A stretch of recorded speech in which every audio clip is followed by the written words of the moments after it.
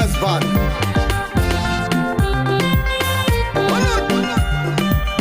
Son of Jews. Skanga. Yunga yana gajanga, ya yoga jagi kweje.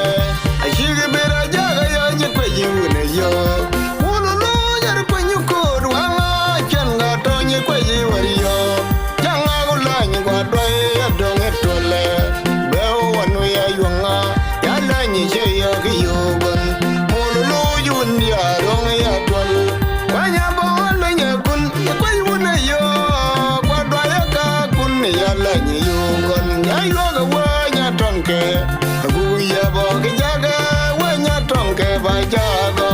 Yunga yana gijanga, ya yoga janyi kweje. Ashiri bera jaga ya nyi kweji une yo. Mululu yar kwenyu kodu wanga, changa tonyi kweji wari yo. Janga gulany bodwai ya donge twale. Beo wanu ya yunga, ya lanyi she yo kiyogun. Mululu yu undi ya donge ya twale. Wanya bawalo nyekun, ya kweji une yo. Kwadwa ya kakun ya lanyi yugun. Ya yoga wanya tonke, aguya bogi jaga, wanya tonke ba jago. Lion Studio, Agustrumu Production.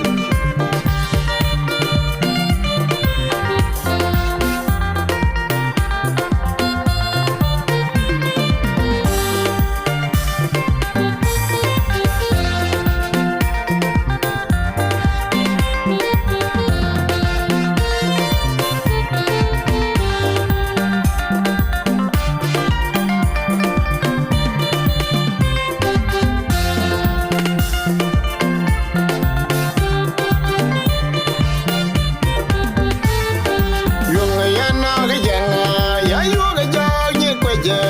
Ashiri bera jaga ya jikweji une yo. Ululu yar kwenyu kodu wanga, changa tonyi kweji wari yo. Janga gulanyi kwa doi ya donge tole. Beo wanu ya yunga, ya lanyi she yo kiyogun. Ululu yundi ya donge ya tole.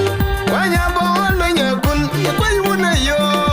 Kwa doi ya kakun ya lanyi yugun. Ya yoga wanya tonke, aguya bogi jaga, wanya tonke ba jago.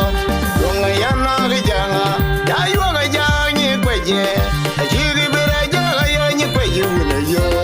Mululu yar kwenyu kodu wanga, changa tonyi kweji wari yo. Janga gulany bodwai ya donge twale. Beo wanu ya yunga, ya lanyi she yo kiyogun. Mululu yu undi ya donge ya twale. Wanya bawalo nyekun, ya kweji une yo.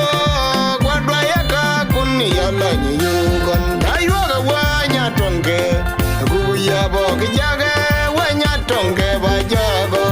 Lion Studio.